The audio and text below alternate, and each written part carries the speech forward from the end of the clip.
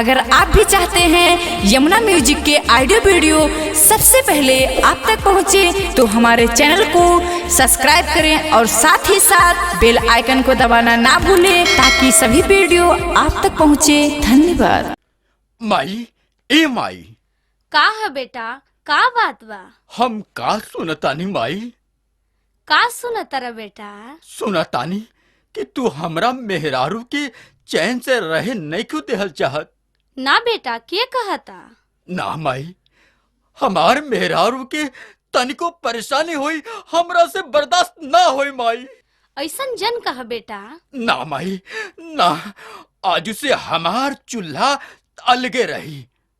ना बेटा ना, ऐसन मत कह तू, ऐसन कौनो बात नहीं है। ना माई ना, अलगे रही चूल्हा।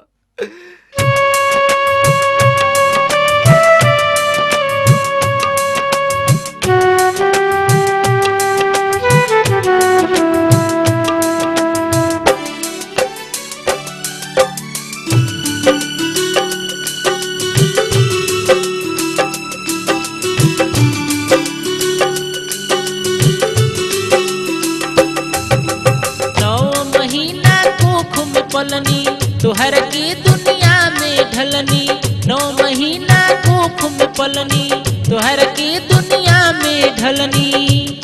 मेहरियाउती हो गइल हथियार बबुआ, आज तू ही हमसे हो गई लगदार बबुआ, आज तू ही हमसे हो गई लगदार बबुआ।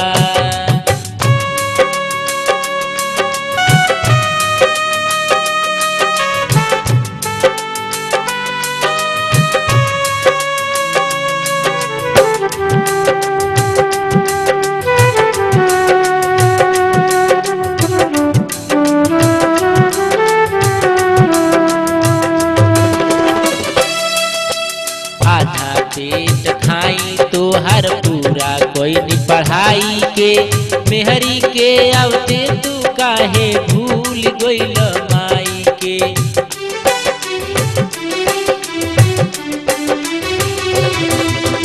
आधा पेट खाई तोहर पूरा कोई नहीं पढ़ाई के, मेहरी के आवते तू काहे भूल गइल माई के।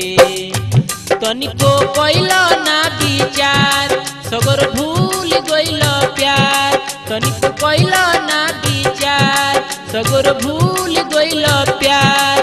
हमके काहे इतना कोई दिहल लाचार बबुआ, आज तू ही हमसे हो गई लगदार बबुआ, आज तू ही हमसे हो गई लगदार बबुआ।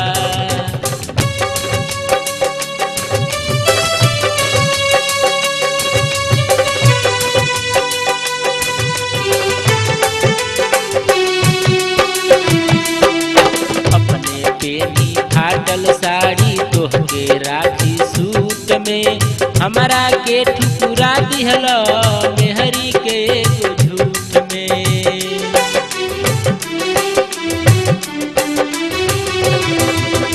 अपने पेनी फाटल साड़ी तोहके राखी सूट में, हमारा के ठुकुरा दिहल मेहरी के एगो झूठ में।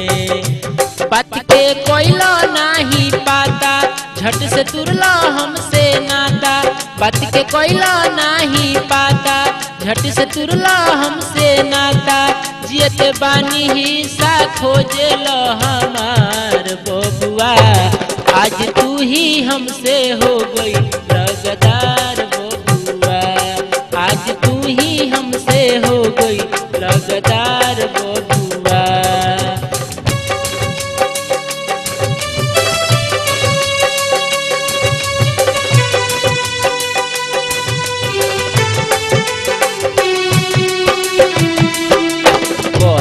खुश रही हो कहीं तू आबाद हो, देख करी तोहार जितेंद्र माई आशीर्वाद हो।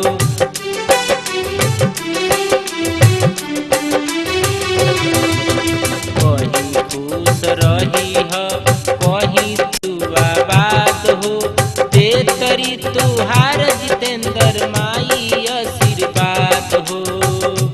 बॉम्बे रहिया भा कलकत्ता मरत कोई ह पाता। बॉम्बे रहिया भा कलकत्ता मरत कोई ह पाता। कर जाई दी मुहे तू लुकार बबुआ आज तू ही हमसे हो गई रगदार बबुआ। आज तू ही हमसे हो गई रगदार बबुआ।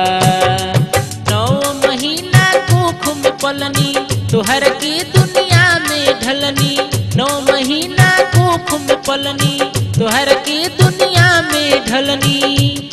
मेहरियाउती हो गुइल हथियार बबुआ आज तू ही हमसे हो गई रगदार